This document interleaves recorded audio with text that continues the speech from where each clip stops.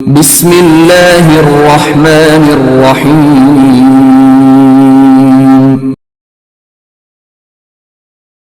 اقرأ باسم ربك الذي خلق أعوذ بالله من الشيطان الرجيم. بسم الله الرحمن الرحيم. الحمد لله رب العالمين الرحمن الرحيم مالك يوم الدين إياك نعبد وإياك نستعين اهدنا الصراط المستقيم صراط الذين أنعمت عليهم غير المغضوب عليهم ولا الضالين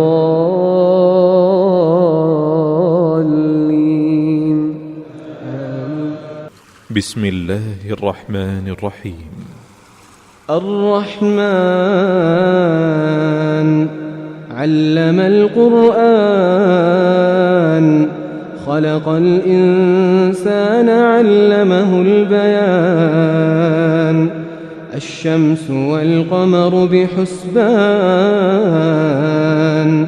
والنجم والشجر يسجدان والسماء رفعها ووضع الميزان ألا تطغوا في الميزان وأقيموا الوزن بالقسط ولا تخسروا الميزان. أعوذ بالله من الشیطان الرجیم. بسم اللہ الرحمن الرحیم.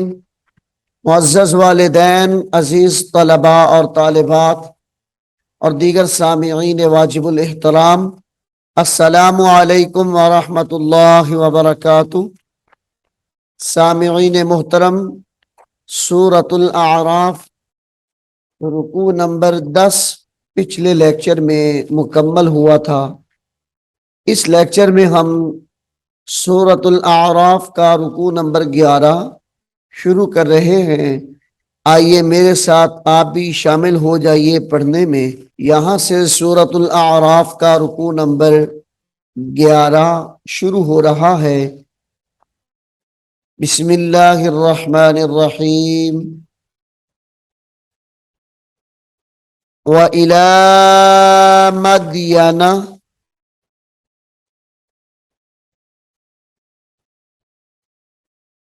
وَإِلَى مَدْيَنَ أَخَاهُمْ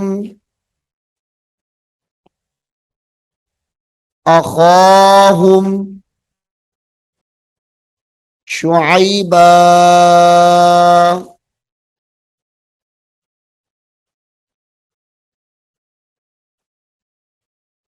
قَالَ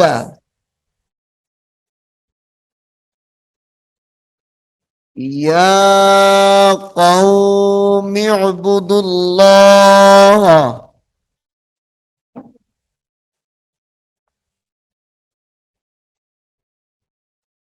قَالَ يَا قَوْمِ اعْبُدُوا اللَّهَ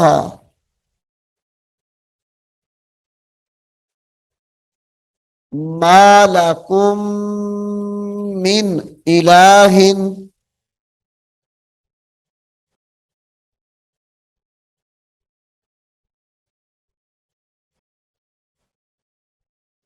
مَا لَكُم مِّنْ إِلَٰهٍ غَيْرُهُ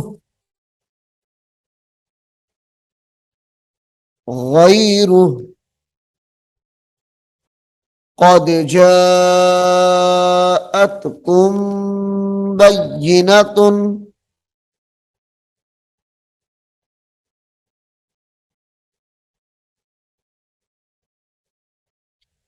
قَدْ جَاءَتْكُم بَيِّنَةٌ یہاں پہ غنہ کر کے پڑھیں گے۔ بَيِّنَةٌ مِّن رَبِّكُمْ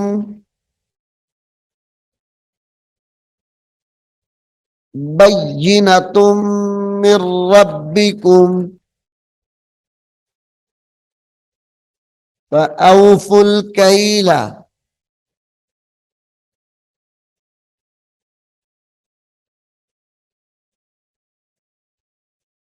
فأوفوا الكيل والميزان والميزان ولا تبخسوا الناس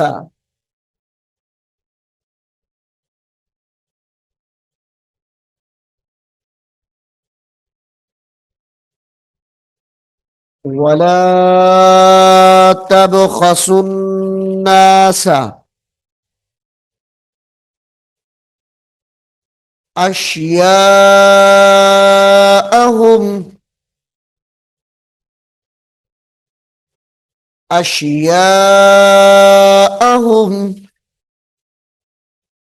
ولا تفسدوا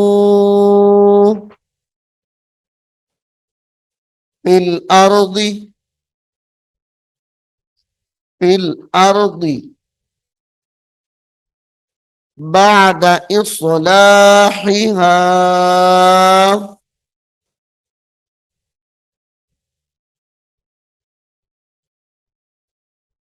بعد إصلاحها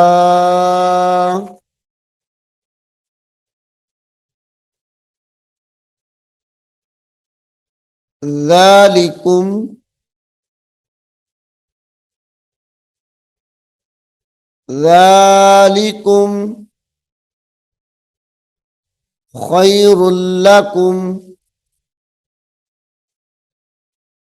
ذلكم خير لكم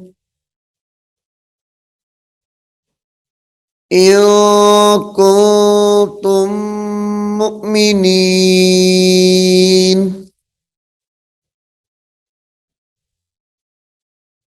إن كنتم مؤمنين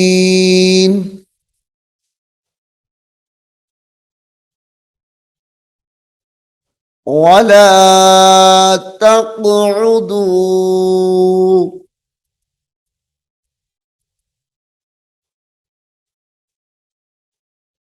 ولا تقعدوا بكل صراط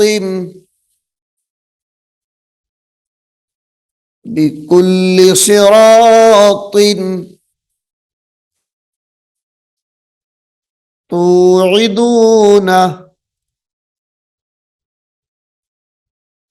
بكل صراط توعدون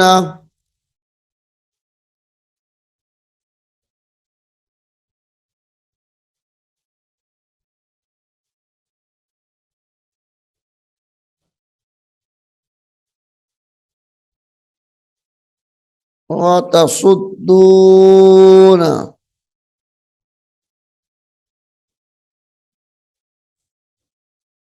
عن سبيل الله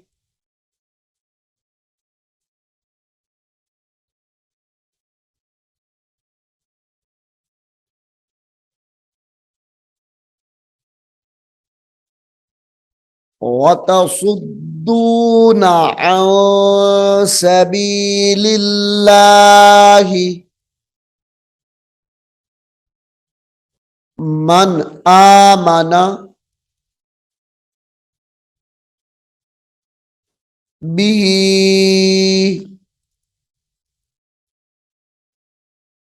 من آمن به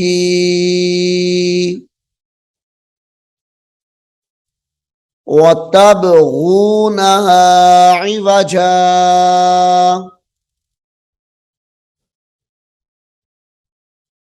وتبغونها عوجا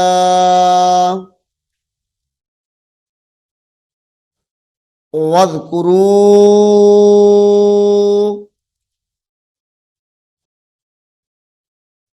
إذ كنتم वज़कुरू इज़ कुंतुम क़लीलन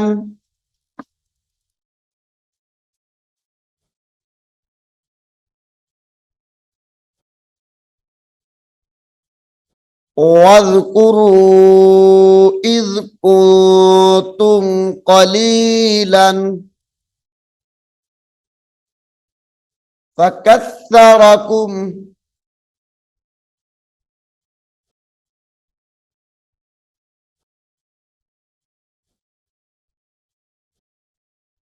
फ़कस्सरकुम वंज़ुरू कैफ़ कान आक़िबतुल मुफ़्सिदीन।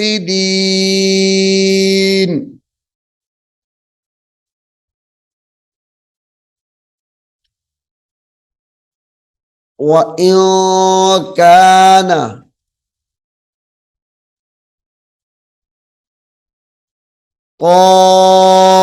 ताइफ़तुम मिनकुम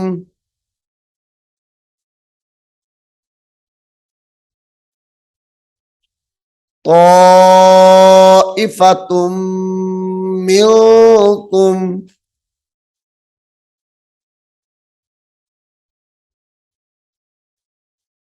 आमनू बिल्लज़ी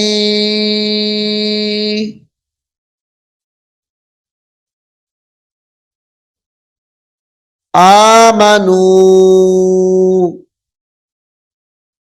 बिल्लज़ी उर्सिलतु बिही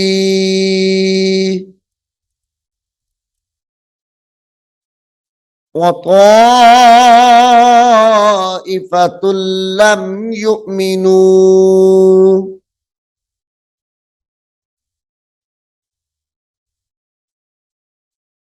व ताइफ़तुल लम युमिनू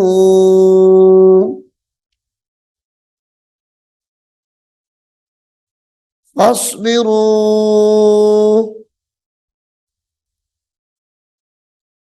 हत्ता यहकुम अल्लाहु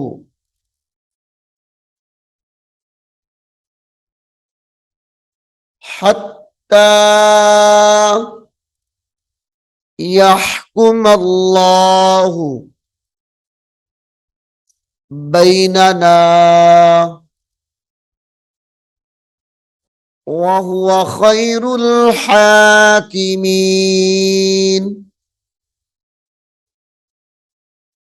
व हुवा खैरुल हाकिमीन।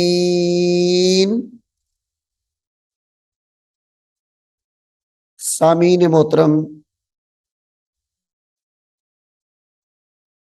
हमने पारा नंबर 8 शुरू किया हुआ था।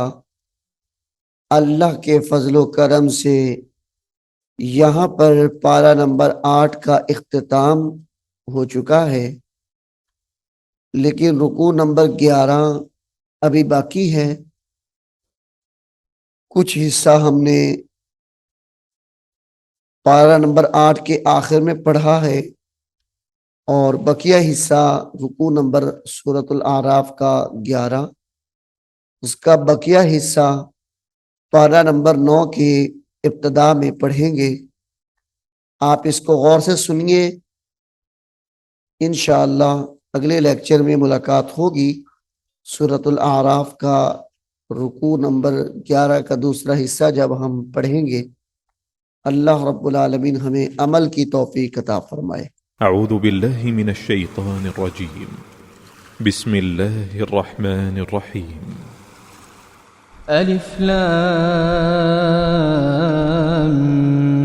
मीम ज़ालिकल किताबु ला रैब फ़ीहि हुदन लिलमुत्तक़ीन الذين يؤمنون بالغيب ويقيمون الصلاة ومما رزقناهم ينفقون والذين يؤمنون بما أنزل إليك وما أنزل من قبلك وبالآخرة هم يوقنون أولئك على هدى من ربهم وأولئك هم المفلحون إن الذين كفروا سواء عليهم أأنذرتهم أم لم تنذرهم لا يؤمنون ختم الله على قلوبهم وعلى سمعهم وعلى أبصارهم غشاوة ولهم عذاب عظيم. بسم الله الرحمن الرحيم. الرحمن علم القرآن خلق الإنسان علمه البيان الشمس والقمر بحسبان والنجم والشجر يسجدان والسماء رفعها ووضع الميزان ألا تطغوا في الميزان وأقيموا الوزن بالقسط ولا تخسروا الميزان والأرض وضعها للأنام فيها فاكهة والنخل ذات الأكمام والحب ذو العصف والريحان فبأي آلاء ربكما تكذبان. أعوذ بالله من الشيطان الرجيم. بسم الله الرحمن الرحیم. معزز والدین، عزیز طلباء اور طالبات اور دیگر سامعین واجب الاحترام، سورۃ الاعراف ہم نے شروع کی ہوئی ہے. رکوع نمبر 11 جو ہم پڑھ رہے ہیں، ایک حصہ ہم نے رکوع نمبر 11 کا پارہ نمبر 8 کے آخر میں مکمل کر لیا ہے. اب رکوع نمبر 11 کا بقیہ حصہ، جیسے میں نے آپ کو پہلے کہا تھا کہ سورۃ الاعراف کا رکوع نمبر 11 کا بقیہ حصہ پارہ نمبر 9 کے شروع میں ہے، یعنی ہمارا پارہ نمبر 9 بھی شروع ہو رہا ہے اور رکوع نمبر 11 کا بھی اختتام ہو رہا ہے. آئیے آپ میرے ساتھ پڑھنے میں اس کو شامل ہو جائیے. یہاں سے پارہ نمبر 9 اور رکوع نمبر 11 کا بقیہ حصہ شروع ہو رہا ہے. بسم اللہ الرحمن الرحیم. سامعین محترم، یہ وہ الفاظ ہیں جو ہم پارہ نمبر 8 کے آخر میں کئی مرتبہ پڑھ چکے ہیں. قال الملأ الذين استكبروا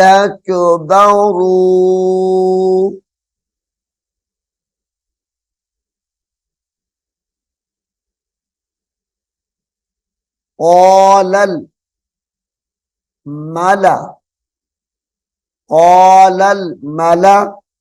الذين استكبروا من قومه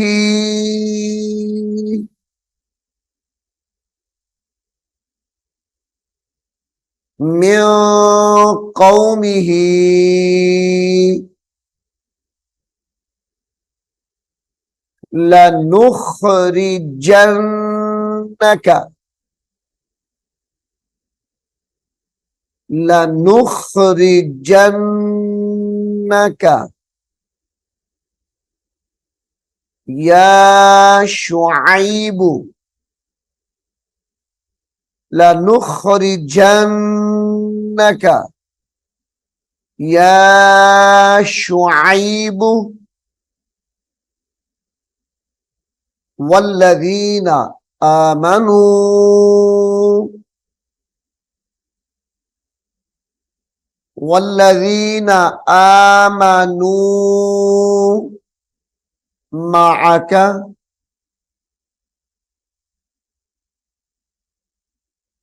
मिन क़रयतिना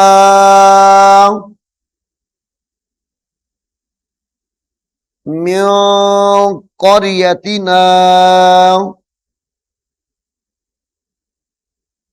औ लतऊदुन्ना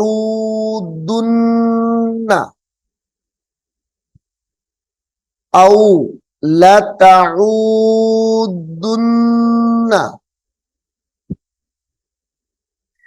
फी मिल्लतिना फी मिल्लतिना क़ाल अवलौ कुन्ना कारिहीन अवलौ कुन्ना कारिहीन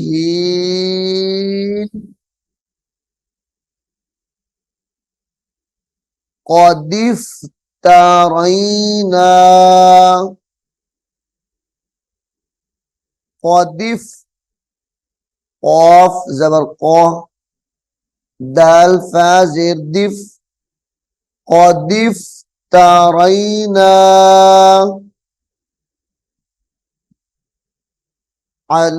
अलल्लाहि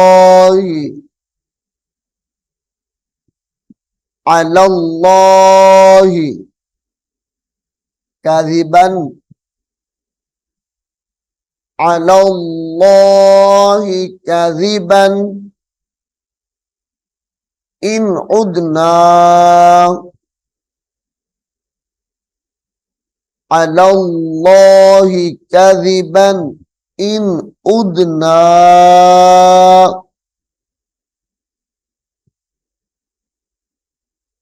फी मिल्लतिकुम मिल्लतिकुम बाद बाद इज़ नज्जानल्लाहु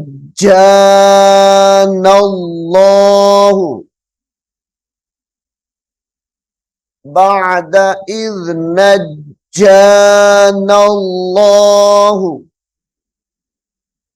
मिन्हा बाद इज़ नज्जानल्लाहु मिन्हा वमा यकूनु लना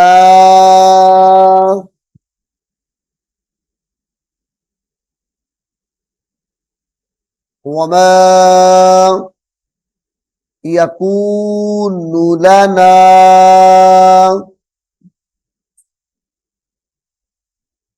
अन नऊद फीहा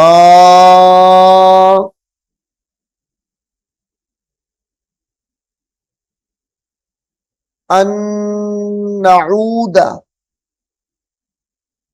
फीहा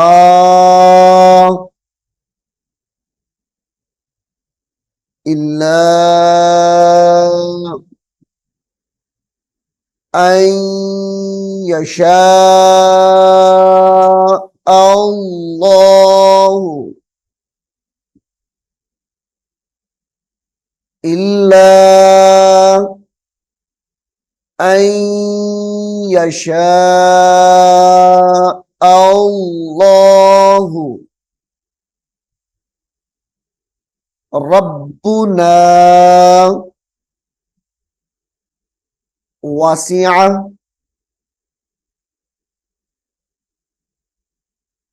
वसिअ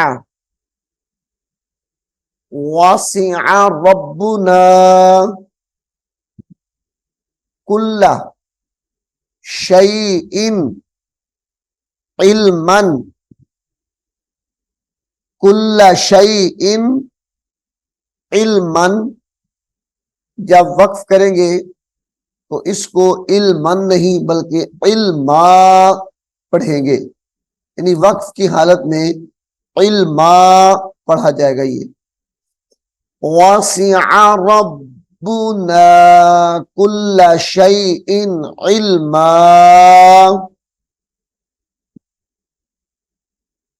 अलल्लाहि तवक्कलना, तवक्कल, तवक्कलना,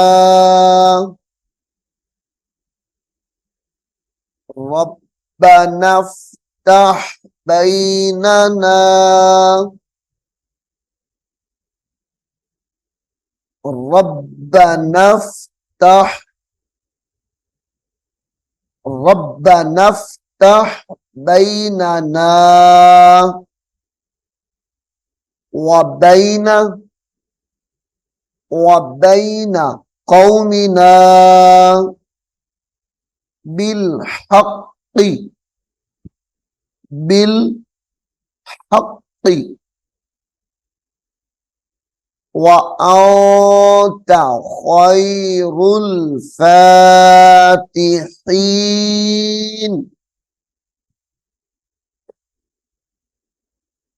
व अन्त खैरुल फातिहीन,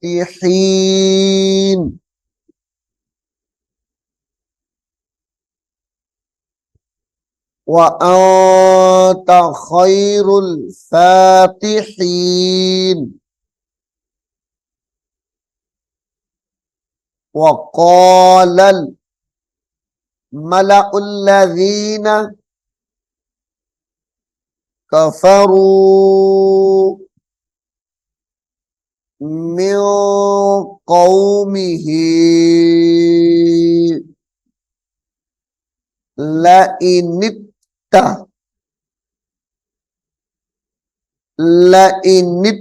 लइनित्तबअतुम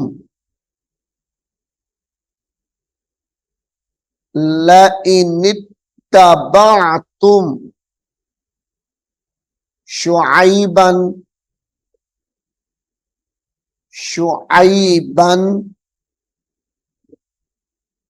इन्नकुम इज़ल्ला, हमजा ज़ेर ई, जाल दो लाम ज़बर जल, लाम ज़बर ला, इज़ल्ला खासिरून, इन्नकुम इज़ल्ला खासिरून।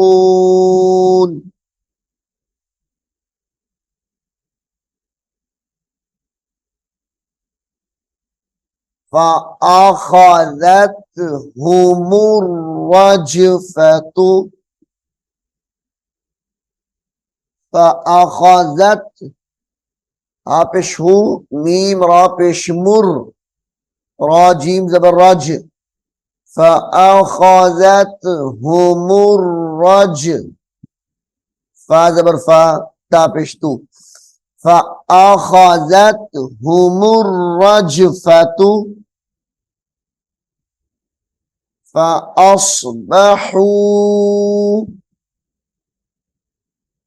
फ़अस्बहू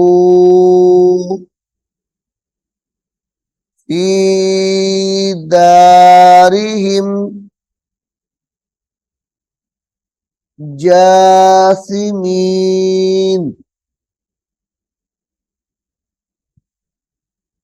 फी दारिहिम जासिमीन, अल्लज़ीना कज़्ज़बू,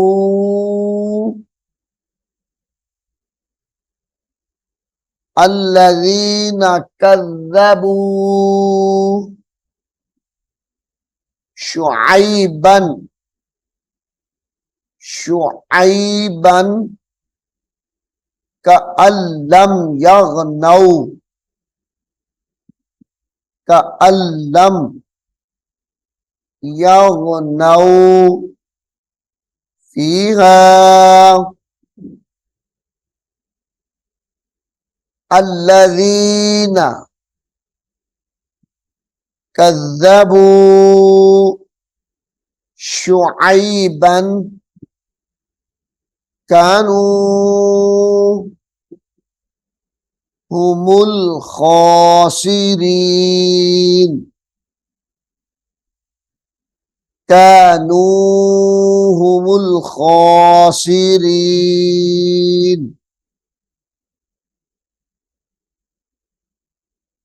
फतवल्ला अन्हुम फतवल्ला अन्हुम वक़ाल या कौमी वक़ाल या कौमी लक़द अबलग़तुकुम लक़द अबलग़तुकुम रिसालाति रब्बी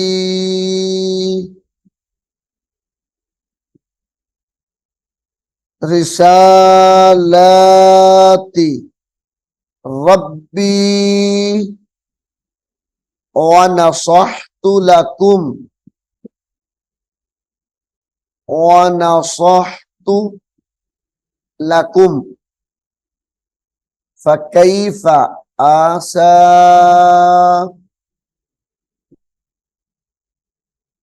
फकैफ आसा